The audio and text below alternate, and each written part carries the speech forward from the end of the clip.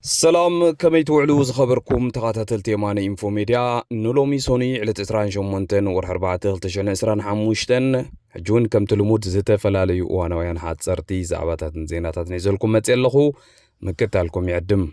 قدمي ناب مدباتي محلافي كبرات تغاتاتلتي حانتي حابريتا لاتني ذات ريواز اللخم متحاف ناي تقادالاي ولد ميكائيل هايله حدا خاب قداموت مسرتي حزبا غمبار حرنت ኤርትራ ዝነበረ ኣብ ሶራ ማለትዩ ኣብ ሃገረ ነርዌይ በለታ 12 ወር 4 ተመሪቃላ ዛ መጽሐፍ እዚኣ ብምትሕብባር ሓፍቱ ትብለጽ ሃይለ ኮሙን ካልኦት ዝተፈላለዩ ጉዱሳትን ዝተመረቀት መጽሐፍ እያ ወልደ ሚካኤል ሃይለ ማለት ከምቲ ዝበልኩኹም ሓደ ካብ መስረቲ ናይ ቃልሲ ኤርትራ ይኒሩ ኣብኡ ብዙሕ ነገራት አለው ብዙሕ ታሪኽ አለው ብዙሕ ንፈልጦ ንኽእል ብዛዕባ ብፍላይ ከዓ እዚ ሕጂ ኤርትራ ኣብ ሓደጋ እትይዋ ዝርከብ ውልቀ መላኺ ኢሳያስ አፈወርቂ ካብ መጀመርታ ጀሚሩ ኣብ ልዕሊ ንጹሃት ምሁራት ካልኦት ኣቦታት ኤርትራን እንዳፈጸሞ ዝመጸ በደል ብዝርዝር ትገልጽ መጽሓፍ እያ ኣብ ልዕሊ ዞም ቀዳሞት መሰረቲ ናይቲ ሰውራውን እንታይ ዓይነት ግፍዕ ከም ተፈጸመ ታሪኽ ብሙሉ ኣብኡ ተጻሒፉሎ ማለት ስለዚ እዛ መጽሐፍ እዚኣ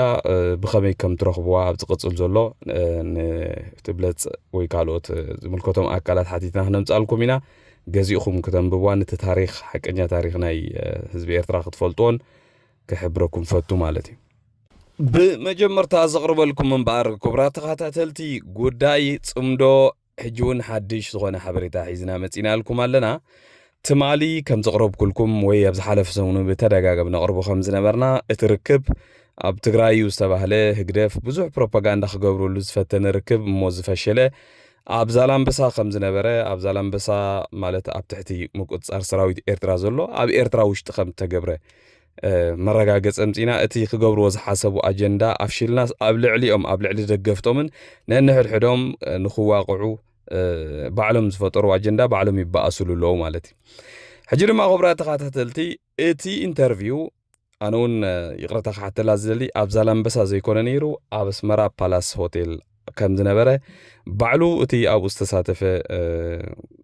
ሰብ ሰኣነ ሰብ ዝበሃል ሰብ ካብ ትግራይ ዝመጸ ማለት እዩ ብቴሌፎን ሓቢሩሎ ማለተይ ኣትማለ ምስ ጸሎሎ ሚድያ ኣብ ዝገበረ ኢንተርቪው ሙሉ ኣረጋጊጽሎ ሕጂ ኣብዚ ክንፈልጦ ዘለና ክቡራት ተኸታተልቲ እዚ ሰብ እዝን እቲ ኣውል ስዒድን ብፍላይ እዚ ብርሃነ ዝበሃል ትግራዋይ እንታይ ዝገብር ብዙሕ ግዜ ኣዝዩ ዝተጋነነ ዘየለ ሓበሬታ ብምሃብ ፌሙስ ንምዃን ወይ ሰባት ኮንፊዝ ንምግባር ዝጥቀመሉ ብዙሕ ሲስተም ኣሎ ኣብ ትግራይ ቅድሚ ሕጂ ትዝክርዎ ተኾንኩም ብፍላይ እቲ ቅድሚ ኩናት ምጅማሩ ብዙሕ ተዋቃዒ ዝኾነ ሓበሬታ እንዳሃበ ብዙሕ ሰብ የደነግር ነይሩ እዩ ገጹ እውን ኣይፍለጥን ነይሩ ሽዑ እንታይ ዝገብር ሎማዓንቲ ኣዲስ ኣበባ ሓደ ከም ዝበለ ሓላፊ ክቕተል እዩ ከም ዝኾይኑሉ ዘየለ ነገር ሓድሽ ነገር ክሳ እዩ ዝገብር ዋላ እዚ ሕጂ ኣብ ኣስመራ ኣብ ዛላምበሳ ተራኺብና ገለ ክገብሩ ብሎ ዝቐነ ኣጀንዳ ክንህቦም ኢና ክነጋጭዎም ኢና ገለ መልሊ ሓሲቡ ነይሩ ተኾነ ግን ኣዘ ኢንድ ኦፍ ዘደይ ነንሕድሕዶም እዮም ተዋቒዑ እምበር ንሕና ኣይኮንናን ተዋቒዕና በዚ ኮይኑ በቲ ኣብ ዛላምበሳ ኣወል ስዒድ ከም ዝኸድክን ኣነ ርግጸኛ ኣረጋጊጸ ማለት እዩ ኣብቲ ቦታ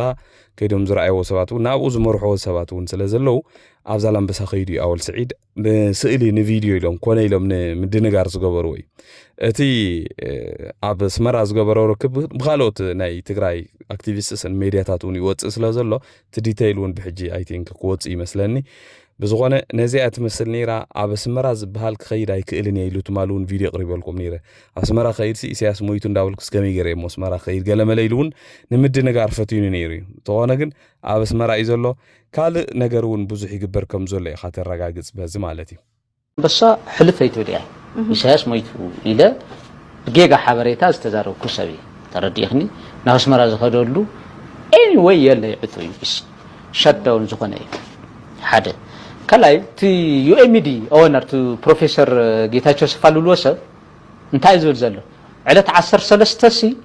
ዕለት 13 ብናትና ቆጣጠራሲ ብናይ ትግራይ ማለት ብናይ ግዝ ላብ ኣስመራ ኸይዱ ኣብዮም ኢንተርቪው ገይሮም ምስ ኣወል ፖስት ገይርዎ ኣወል እኮ ዕለት 11 እዩ ቱ ስፖት ለቂቕዎ ኣወል ዕለት 11 ስፖት ለቂቕዎ ጌታቸው ሰፋ ፕሮፌሰር ዩኤምዲ ኦነር ግን እንታይ ይብሉ ዕለት 13 እዮም ተራኺቦም ኣስመራ ቲ ኢንተርቪው ይብሉ كم زي عينة أبس داون لخانة أتحسس فايزر له جي بروفيسور دي ناي أدق بروفيسور دي قال عير تأكل تردي خني هم يكونن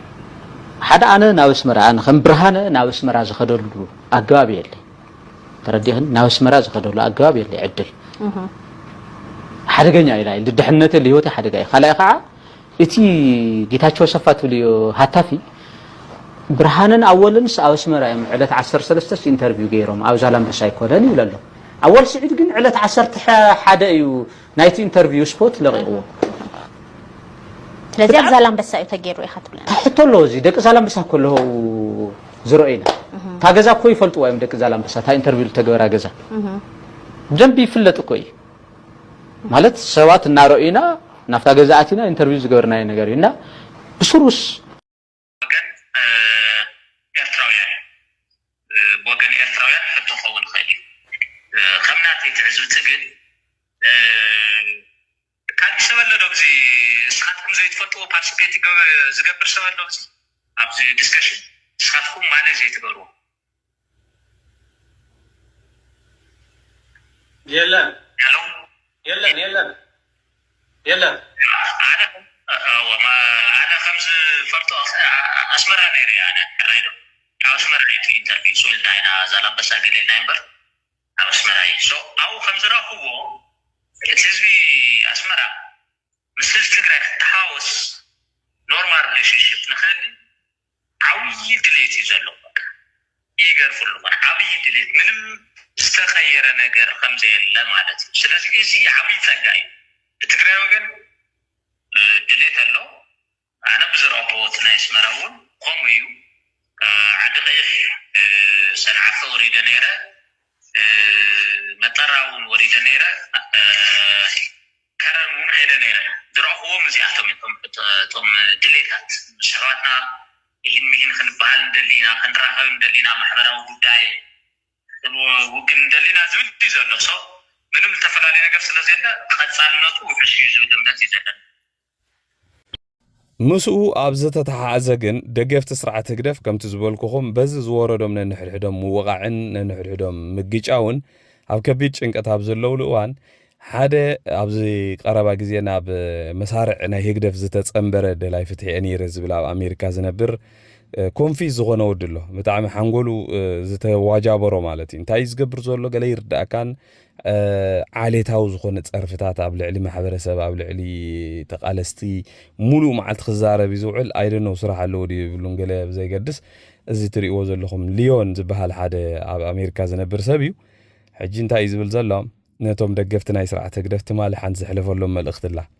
نحناسي ابزي نعوم اجندا لنا خنهبو لنا زفتنايو فتنه أول سعيد تجاجي خازل لها بتداجا بفلاي بقربة جزين دا مسأخة ناتنا أجندة كند مقبار نايب على سلت أنا نايب على وفي أجندة أخذ قبر زلها نزوم زبازيهم بتداجا أمس إخاء ميديا خدم اللي سلم بزعبهم تزاريب وزي فلت أب إيرتراون بزعبهم دا تزارب كان عامسي بروفايلهم حافة بيلكا بقى نساتهم زراب حلو غير كايونز بوليتيكانا إيرترا سلازي تسمعنا تخوينكا سمعنا بجخة بزعبهم زراب قدفو إلو كلمونا غلا تر فيديو الله حجي فتي كوننكم زغبر قدم حجت فولطوكم تسرعات تقاومت زبحالونا بإيرترا يبلين እንዳበለን እዚ በኤርትራ بخوم امينو نخالط ወጻተኛታቱን بخوم ይዘምኑም ነይሩ ዛትዋዩ ብዛዕባና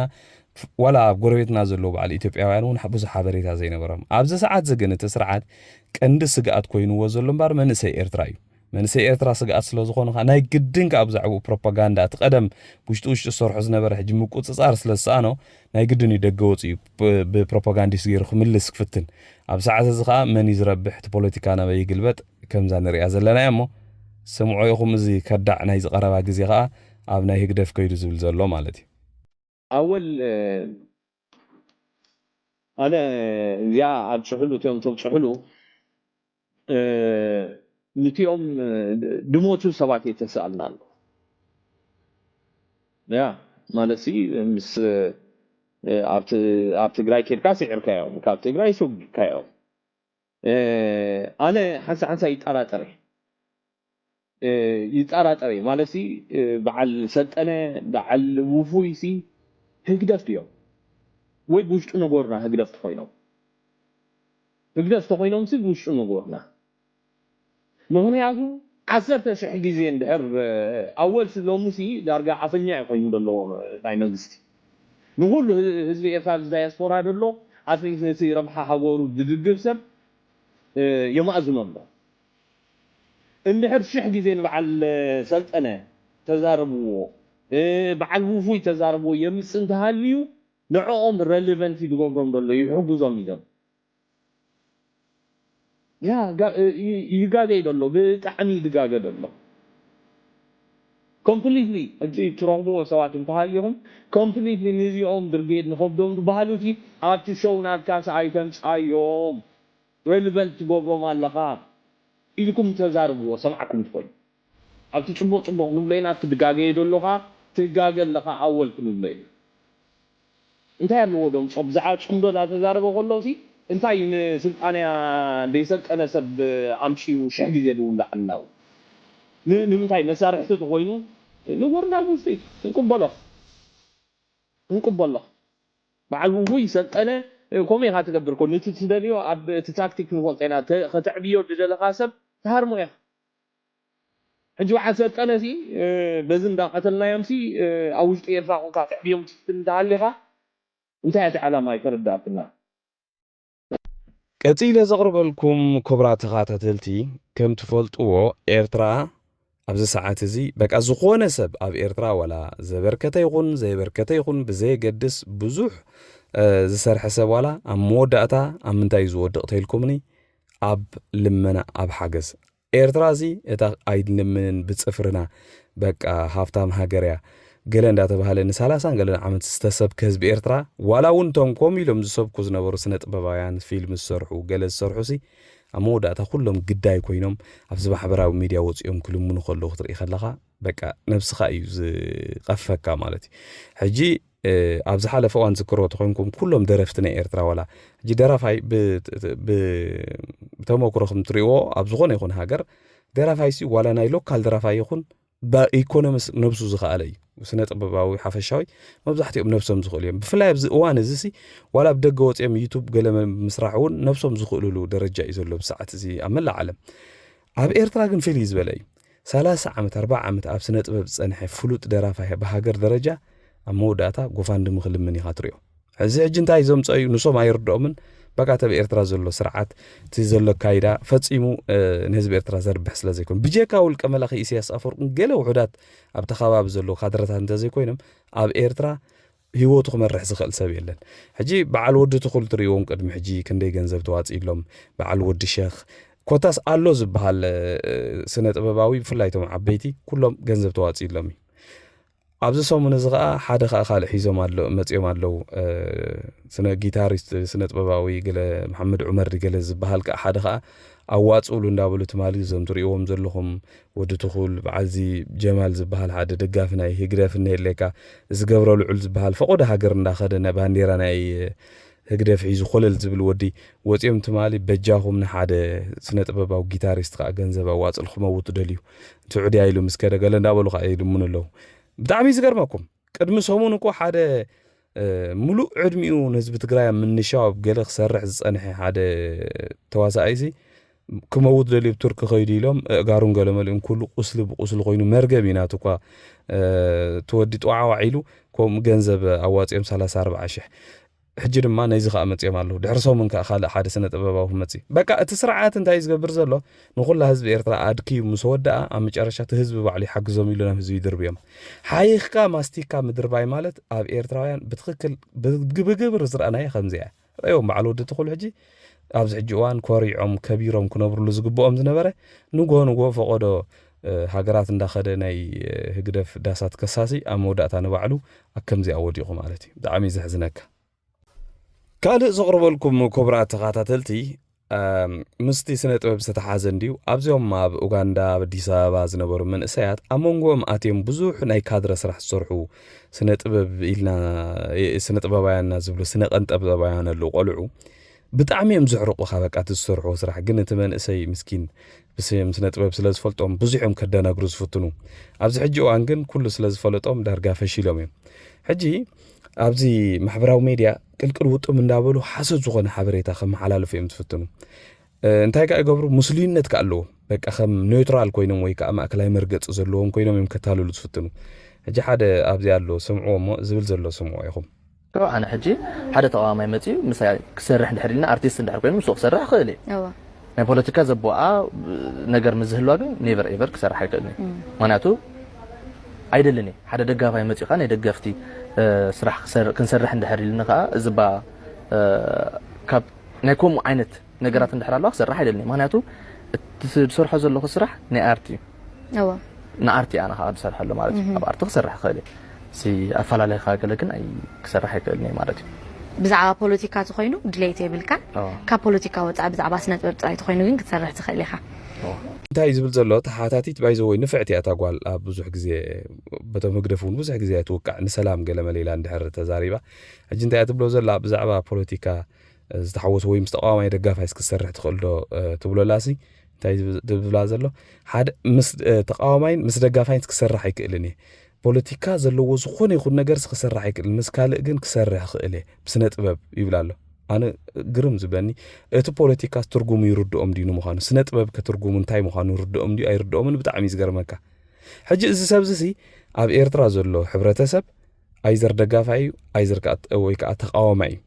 ሕጂ እንታይ ማለት ደጋፋይን ተቃዋማይን ኣብ ሓንቲ ሃገር ዲሞክራሲ ዘለዋ መንግስቲ ዘለዋ ሕገ መንግስቲ ዘለዋ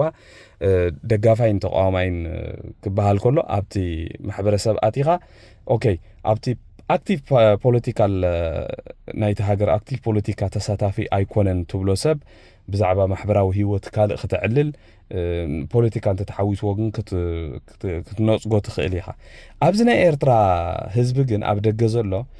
ወይ እቲ ኣብ ኤርትራ ዘሎ ዝግበር ዘሎ ሕማቕ ኢልካ ክትኣምን ኣለካ ወይ ከዓ ጽቡቕ ኢልካ ክትኣምን ኣለካ ኖ ክልቲኡ ኣይኮንኩን ተልካ ግን ሰብ ኣይኮንካን መጀመርታ ሰብ ኣይኮንካን ወይ ከዓ ኤርትራዊ ኣይኮንካን ወይ ክትምለስ ናብቲ ኤርትራ ገለ እውን ድሌት የብልካን ነቲ ሃገር እስካብ ኣእሙሮኻ ውፂኻ የለኻ ናይ ሕብረተሰብ ወኪል ይዛረብ ዘሎ ዝወዲ ሕጂ ኣነ ገሪምኒ እንድሕር ደኣ ሓደ ሰብሲ መፂኡ ብዛዕባ ንኣብነት ኣብ ኤርትራ ዘሎ ናብራ ኣብዚ ሰዓት እዚ ስነ ጥበብ ጌርና ንግለጾ እንተይልዎ ነዚ ሰብዚ እንታይ ይኽብሎ حراي كبلوي سنة طبابኛ ኮይኑኩም ኢልካ ተሓቲት ከስ حراي ክብለካ እዩ ኦኬ ኢልካም መጨረሻ ብዛዕባ ኤርትራ ዘሎ ናብራ እቲ መንእሰይ ዝነብሮ ህዝብና ዝነብሮ ብሓፈሻውን ገለ ሓቀታት ዋላ ድሓን ተኣሲሮም ተቢሎም ገለ ዋላ መይትበል እቲ ኤርትራ ዘሎ ከም ደስ በለካ ክትዛረብ ከም ዘለካ ገለ መለ እንድሕር ክሰርሕ ዘይክእል ተኮይኑሲ እንታይ ዓይነት ስነ ጥበብ ክሰርሕ ዝደሊ ሰብ ሕጂ ኣነ ንዓይ ገሪምኒ ዘሎ ኣብ ኤርትራሲ ብጀካታ ኣብ ኤርትራ ዘሎ ስርዓት ዝገብረን ዘሎ ነገራት ተዘይኮንካስ እንታይ ኢኻ ክትሰርሕ ኣብ ኤርትራስ እንታይ ስራሕ ስለ ዘሎ ኣይ ናይ ስነ ጥበብ ኢኻ ክትሰርሕ ተኮይንካ ወይ ከዓ በቃ ሰውራና ገምዚና ጀጋኑና ገለ እንዳበልካ ነቶም ገበን ዝገብሩ ዘሎ ሰብ ስልጣን ጀነራላት ንዖም ውዳስካ እሱ ንባዕሉ ፖለቲካ እዩ ህይወትና ንባዕሉሲ ህይወት ናይ ወዲ ሰብ ፖለቲካ እዩ ምስ ፖለቲካ ዝተኣሳሰረ እዩ ፖለቲካ ኢኻ ትዛረብ ፖለቲካ ኮ ብዛዕባ ናብራን መነባብሮን ምሕደራ እዩ ዲጋኒ እንታይ ይኽዛርብ ደልዩ ብጣዕሚ ዝገርመካ ከምዚኦም ሙስሊያት የለን እዚኦም ካ እንታይ ይበሃሉ መስልኩም መጸጽቲ ሎቕማጻት ይበሃሉ ዋላ ብዚ ደንበ ተቃውሞ ብዙሓት እንደም ዘለው እዚኦም ክውገዱ ጥራሕ እዮም ዘለዎም ምክንያቱ ኦኬ ሓደ ሰብ መጽኡ ኣክቲቭ ኮይኑ ከም ንኣብነት መራሒ ናይ ብርጌድና ሓመዱዲ ዋላ ኣብ ሓደ ኣክቲቭ ዝኾነ ፓርቲ ተሳታፊ ኣይኹን ኣትሊስት ግን ኣብ ኤርትራ ዘሎ ማሕበራዊ ሽግራት ተስርዓት ዘምጾም ኩሎም ነገራት ትመሰረታው ዝኾነ ነገራት ክዛረብ ክኽእል ኣለዎ ሰብ ብነጻ ክዛረብ ኣለዎ ብነጻ ክንቀሳቀስ ኣለዎ ኣብ ኤርትራ ሕጊ ክትከል ኣለዎ እዚአን እንተይልካ ተቃዋሚ ኢኻ ወላ ሓንቲ ካልእ ኣየድልየናኒ ኢኻ ማንም ሰብ ኤርትራዊ ዝመስሎም ዘሎ ንዖም ግን ተቃዋሚ ማለት በቃ ኣብ ሰላማዊ ሰልፊ ዝወፅእ ንኢሳያስ ዝጸርፍ ወይ ገለ ዝመስሎም ከምኡ ይኮነን ተቃዋሚ ማለት ኣብ ኤርትራ ዘሎ ሓቅታት ብትኽክል ኮፍ ኣቢሉ ነቲ ስርዓት ነዘን ነገራት እዚአን ክቂረን ዝጠልብ ሰብ እዩ ነዚአን ብስነ ጥበብ ጌርካ ክትገልጽ ዘይትኽእል ተኮንካ ስነ ጥበባዊ ኮንካን ስነ ጥበብ ከዓ ናይ ሕብረተሰብ ስምዒት ናይ ሕብረተሰብ ድሌት ብስነ ጥበብ ጌርካ ምግላጽ ማለት እዩ ወላ ሓንቲ ካልእ ጥበብ ማለት እሱ እዩ ካልእ ትርጉም የብሉን ከምዚኦም ሎቕማጻት ክንርኢ ኣይፈልጥን ካልእ ሓደ ኣሎ ኣብዚ ኣሎ ቆልዓ ዩቲዩብ ቻነል ዘለዎ ንጎ እንዳመፀ በቃ ሓድሽ ሓበሬታ ገለ እንዳበለ ዘይለ ሓበሬታ ይኸምጽ ዝደሊ ሕጂ እንታይ ዝገብር ነቲ ስርዓት ፈጺሙ ተንኪፎ ይፈልጥን እዚ ቆልዓ ካልክ ከምኡ ይስፍትን ኒውትራል ኮይኑ ኤርትራውያን ሓበሬታ ከመሓላለፍ ይደልምሽ ነቲ ስርዓት ፈጺሙ ኩይ ዘይትንክፎ በቃ ኣብ ኤርትራ ክፉእ ነገር ዋላ እንዳሃለው ሳይትንክፎን እዩ ሕጂ ኣብዛ ተቕጽል ዘላ ቪድዮስ እንታይ ይብለና ኣሎ ብኣብዝ ቀረባ ግዜ ሲ ሓደ ዝወፀ ኢንዴክስ ሓደ ሰሌዳ ኣሎ ናይ መነባብሮ ህዝቢ ናይ ሃገራት ዘለዎን ደረጃ ማለት እዩ ኢሉስ ኣምፂኡ ኤርትራ መበል 175 ካብ 193 ሃገራት እያ ኢትዮጵያ ግን ኣብዚ ቀረባ ግዜ 176 ኮይና ድሕሪ ኤርትራ ተሰሪዓ እዚ ድማ ተሰሪዑና ዘለዎ ደረጃ ብዛዕባ መነባብሮ ህዝቢ ሴኩሪቲ ብዛዕባ ኣብ ውሽጢ ሃገር ዘሎ ፀጥታ ክብሪ ዋጋታት ገለመለ እዩ ዝብል ሕጂ ኤርትራስ በይናይ መለክዓ 1.5 ዘይኮን ሚልዮን ህዝቢ ዘለዋሲ ንሓደ 130 ሚልዮን ዘለዋ ህዝቢ ቀዲማታ ኢሉ ክዛረብ እሞ ድማ ብሓወላ ዝነብር ህዝቢ ብሓወላ ትነብር ዝኾነ ኤክስፖርት ዘይብላ ዋላ እዚ ኣውፅኦሞ ዘለው ስታቲስቲክስ ከማን ስቆኢሎም ብግምት ኣውፅኦሞ ተዘይኮይኖም ናይ ኤርትራ ዝኾነ ይኹን ስታቲስቲክስ ነፃ ይፀንሐካ ምክንያቱ እቲ ስርዓት ዝኾነ ርክብ የብሉን ምስ ዓለም ናይ ባዕሉ ብሓወላ ዝነብር ብስርቂ ዝነብር ዋላ ሓንቲ ኤርትራሲ እዚ ዝክበሃል ከማን ኣይክእልን ቁጠባ ይምዕብል ዘሎ ንቁልቁል ዝኸይድ ዘሎ ዋላ ሓደ ዝፈልጥ ሰብ የለን እዚ ቆልዓ እዚ ክሕሱ ኩሉ ግዜ ዘየለ ሓበሬታታት ነምፅ ናይ ኡጋንዳ ናይ ገለመለ ናይ ኤርትራ ከተምፅ ነይርካ ንኢትዮጵያ ቀዲማታ ኢልካስ በይናይ ሞራል ኢኻ ክትዛረብ እሞ ከዓ እዚ ኩሉ 100,000 ካብኡ ንላዕሊ ኤርትራውያን ኣብ ኢትዮጵያ እንዳነበሩ ከለውስ ንኢትዮጵያ ቀዲማታ ኣብ ኤርትራስ ብኸመይ ክትቀድማ ኤርትራ ብጣዕሚ ዘሕዝነካ ባይዘ ወይ ግን ታ ቪድዮ ስምዑ አይኹም ዓመታዊ ከም ዝወፅእ ዝርዝር መሰረት ብሂውማን ዲቨሎፕመንት ኢንዴክስ ብብዙሕ መዐቀኒታት ሃገራት መምሕያሻት ኣብ ዘምፅሉ ግዜ ወይ እውን ሃገራት ካብ ዝነበረ መምሕያሻት ኣብ ዝጎድላሉ ግዜ ብተርታ ዓመታዊ ይስራዓ ማለት እዩ በዚ መዐቀኒታት እዚ ድማ ብትምህርታዊ መዳያት ይኹን ብጥዕናዊ መዳያት ይኹን ወይ እውን ብስታንዳርድ ናይ ኣነባብራ ደቂ ሰባት ኣብታ ሃገር ተባሂሉ ዝፅዋዕ መስራት ሂውማን ዲቨሎፕመንት ኢንዴክስ ዓመታዊ ሊስት ካብ 193 ሃገራት የውፅኡ ማለት ኣብዚ ናይ ሎሚ ዓመት ዝወፅእ ሊስት ድማ ብፍሉይ ዝበለ ኢትዮጵያ መበል 176 ክስራዕ ከላ ኤርትራ ድማ መበል 175 ንኢትዮጵያ በሊፃ ተሰሪዓ ማለት እዩ ኣብዚ ናይ ሎሚ ዓመት ወፂ ዘሎ ሊስት ድማ ንኢትዮጵያ መበል 176 ሰሪዕዋ ዘሎ ምክንያት ኣብታ ሃገር ዘጋጥም ዘይርጉእነትን ናይ ደቂ ሰባት መፍንቃልን ድርቅን ናይ ትምህርቲ ዕድላትን መጭወይትን እዚ ኩሉ ኣብ ግምት ድሕሪ ምእታው ክበሃል እውን ብብዙሓት ኣክቲቪስት ናይቲ ሃገር ክግለጽ ተራእዩ ኣብዚ እንታይ ርእይቶ ኣለኩም ቀፂለ ዘቕርበልኩም ክቡራት ተኸታተልቲ ኣብዚ ትርእይዎ ዘለኹም ትማሊ ዝሓበሻ ኢትዮጵያ ብሮድካስቲንግ ገለመለ ዝብሉ መዓት ዓበይቲ ማዕከናት ዜና ኢትዮጵያ ከውፅዎ ዝኸዓሉ ዝወዓሉ ሓደ መልእኽቲ ኣሎ ሓደ ሓደገኛ መልእኽቲ ሓደገኛ ክብለኩም ከለኹ ብዛዕባ እቲ ጉዳይ ኤርትራን ኢትዮጵያን ዝኸይድ ዘሎ መልእኽታት እዩ ሕጂ ኣብዚ ትርእይዎ ዘለኹም ፖስት እዚ ትርእይዎ ዘለኹም ሰብ ናይ ሓደ ኣብን ዝበሃል ናይ ኢትዮጵያ ፓርቲታት ናይ ክልል ኣምሓራ ፓርቲ እዩ ኣብን ዝበሃል ኣብዚ ሕጂ እዋን ዳርጋ ሙሉእ ብሙሉእ ምስ ብልጽግና ተዋሂዱ ዝሰርሕ ዘሎ ፓርቲ ገለ ናቱ ዝነበሩ ኣባላት ኣብ ቤት ማእሰርቲ ኣለዉ ገሊኦም ከዓ ኣብ ዝለዓለ ስልጣን እዚ ትርእይዎ ዘለኹም ሕጂ ብናይ ኢንፎርሜሽን ኢኖቬሽን ቴክኖሎጂ ገለመለ ሚኒስተር እዩ ኣብ ኢትዮጵያ ናቱ ከዓ ናይቲ ኣብን ዝበሃል መስራቲ ከምኡውን ኣቦ ወንበሪ ናይቲ ኣብን ዝበሃል ፓርቲ ሕጂ ትማሊ እንታይ ኢሉ ኣውፅኡ ኣሎ ባይዘወይ ምስ ኣብዪ ኣሕመድ ኢድን ጓንትን እዩ እንታይ ኢሉ ኣውፅኡ ኣሎ ኤርትራ ትበሃል ሃገርሲ ብመሰረቱ ኣብ መሰራርታ እውን ጌጋ ስለ ዝኾነ እዚ ክሕሰበሉ ክእል ኣለዎ ከም ብሓድሽ ሪቫይዝ ክግበራ ክእል ኣለዎ ኢሉ ኣውፅኡ ኣብ ማዕከና ዜና ብዙሕ ኣዘራረብ ዝኾነ ነጥብታት ተላዒሉ ኣሎ ሕጂ ሓድሽ ስታይል እዩ ማለት ብኩሎም ምሁራትን ሰበስልጣን ገለ ናይ ኢትዮጵያ ሕጂ ኣብ ኮምታት እዮም ተዋፊሮም ዘለዉ ማለት እዩ ሕጂ በቃ ትማሊ ብዙሕ ኢንፎርሜሽን ናይ መንግስቲ ኢትዮጵያ ብልጽግና ፍላይ በዚኦም ገይሩ እዩ ዳይረክት ዘይኮነ ብቐጥታ ዝህቦ ዘሎ መግለፂታት ብከምዚኦም ዝበሉ ሰባት ብኣክቲቪስታት ገለመለ ገይሩ እዩ መልእኽቲ ዝህብ ዘሎ ዝብል ብዙሕ ዘረባታት ውዒሉ ነይሩ በዛ ኣጋጣሚ ድማ ክቡራ ተኸታተልቲ ካብ ትማሊ ምሸት ጀሚሩ ከተማ ኣዲስ ኣበባ ከምዚ ትርእይዎ ዘለኹም ብኣዝየን ዱራዓት ዝኾና መካይን ናይ ወታደራውያን መካይን ተኸቢባ ውዒላ ኣላ እዚ ኣብ ማእኸል ከተማ ኣዲስ ኣበባ ብፍላይ ምሸት ምንቅስቃሳት ተገዲቡ ኣብቲ ከተማ እውን ብከምዚ ዛወራ ውዒለን ብዙሕ ሰብ እውን ብዙሕ ስጋኣታት ሓዲርዎ ቅድሚ ሰሙን ኣቢሉ እውን መንግስቲ ኢትዮጵያ ኣብ ኣዲስ ኣበባ ዝነብር ሰብ ዝኾነ መጠንቀቕታ ሂቡ ነይሩ ኣብ ኣዲስ ኣበባ ብዙሕ ነገራት ክፍፀሙ ከም ዝኽእሉ ኣብ ዝቐረባ ግዜ መጥቃዕትታት ከምኡውን ባእስታት ካልእ ነገራት ዝብል ናይ ኢትዮጵያ ናይ ኣሜሪካ ኤምባሲ ኣውፅኡ ነይሩ ሓንቲ ሓበሬታ እዚ መቸም ናይ ኣሜሪካ ናይ ስለያ ትካላት ብዘይ ዝኾነ ይኹን ሓበሬታ ዝኾነ ሓበሬታ ከውፅኡ ከም ዘይክእሉ ርዱእ ነገር እዩ ሕጂ እዚ ዓብዪ ወጥሪ ፈጢሩ ኣሎ ከተማ ኣዲስ ኣበባ ልዕሊ ዝኾነ ኣብኡ ግፋውን ተጀሚሩ ኣሎ ኤርትራውያን ይኹኑ ኣምሓሪ ይኹኑ ተጋሩ ይኹኑ ዋላ ደቂ ካልእ ዓዲ እውን ብዙሕ ሰባት ግፋ ተጀሚሩ ኣሎ ኣዲስ ኣበባ ንእግረ መንገዲ መጠንቀቕታ ነቱ እዩ እውን ዝሕብረኩም ዘለኹም ብፍላይ ኣዲስ ኣበባ ዘለኹም ኣሕዋት هجي أب إثيوبيا أب زقربا معلتات زخونة نجار كله تخولت هتالله أنت ستي زدلي وزلو كينات ديو كجبر ويس مجم زخونة حبريتاس الله حجي تي زين مكاين تريوان زلهم بزي زخونة يخون مهنيات أما أخل كتما خمس خنك أساقسايك الآن سلازي أزي زلوتي حدش نجار أب كبابنا مالتي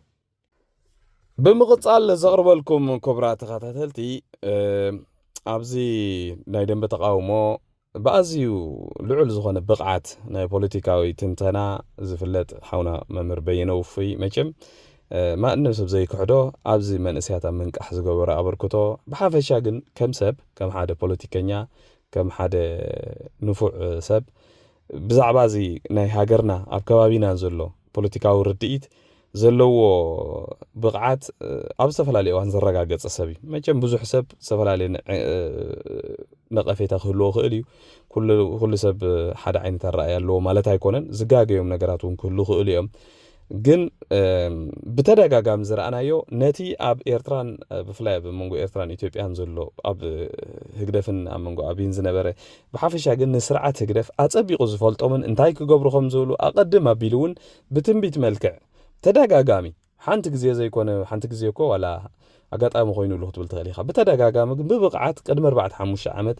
زتزاربو زربا كخون كله نريو نقر الله بقى ندارأنايو مالتي حجي بزعبا زي ناي تصمدو تزاريب نيرو بزعبا ناي أبي حمدن إسياسن تزاريب نيرو تا تقراي تعوتون كم زبولو سور برسة أمانن تزاريب نيرو كله نقر مالتي كلتشحن 21 تزاربا دما حانت زقرمتن نقر بزعبا زي حجي أمونغو أبين إسياسن تفتير زلو غناتات كلتشحن 21 قدم 4 عامت مالتي زتزاربا حانت فيديولا سمعوا يخون أنا بايزوي لومي تتقرات إيرا خمان وفي سمسوهم دي سرح ولا أنت إيرا خمان مردا أبيني جن نايبا حق نفوع سبي نزي كونتاتنا إيرتا بقبو زرداء مالتي جزي أسب كوس داخل زي كوس داخل تا حق جن سمعنا رأينا إنا نفرد مالتي سو نبتا فيديو خبلوكمي وداتا وي كم بولبوت ما يكون فديا مرحي لعلك 2 مليون كون فديا مسكتلنا بجانجل زتملس الشعب أنا بسحلكم اللوسيوم ويك أمونغو أبين إسياسن كونات فتيرهم كتافي زي هات راح تبصحني تسمر لنا ويك أب عدو خالا أب عد غيح أب صرونا دفع كفيتهم مرات نزب تقراي تشالنجي قبروني أي مكتواني حج عطرون كوقت مخندية وارح دبرت إن ميتي لي حقوس نيرو يريد لكن كم زلو أي كونن أب ميدا تقراي مس محبر سب عالمي زر راخب زلو مس مراخب بزحناي ناي عالمنا يزر راخب زلو نعطرون يكون مارتن كوز رخبة سبيل كم وتهدراوي علامة كم وتهدراوي مرحي زرخ بسب كويل تفولت عالم كويل سلازت قدا جميرو مالو اتي تصعنو جميرو مالو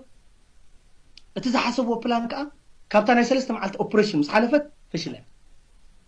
لذي ازي كنقلصو صنحنا افكلتي كفال مدمدمتو كبرات تخاتلتي نلومي ناي قطري اداليلكم تنبركم مدبات نزيوم زمسلو ابز قصل زلو مدبنا خصاب نراخب دحنو حلو